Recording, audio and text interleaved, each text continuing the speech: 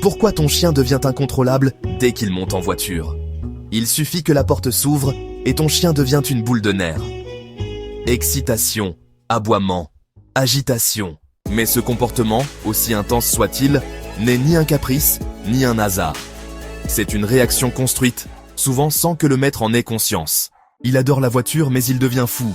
Il est incontrôlable, je ne sais pas comment le calmer. Ces phrases, on les entend partout.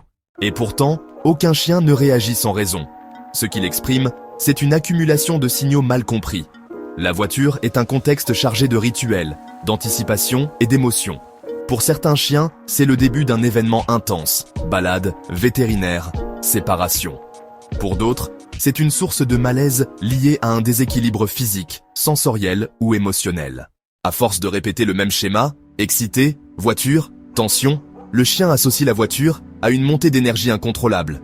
Et comme il n'a jamais appris à redescendre, chaque trajet devient une bombe à retardement comportemental. Ce type de comportement n'est pas un défaut du chien, mais une réaction prévisible à une absence d'apprentissage adapté. Ce que le chien n'apprend pas dans le calme, il finit par l'exprimer dans l'excès. Ce qui semble être de l'hyperactivité ou de la nervosité est souvent une réponse automatique à des signaux mal posés. Quand l'environnement devient un déclencheur de tension, c'est qu'aucun espace n'a été créé pour apprendre à le gérer autrement. La plupart des troubles disparaissent lorsqu'on agit en amont, et non en réaction. Certains repères permettent ce changement. Ils sont partagés juste en dessous de cette vidéo.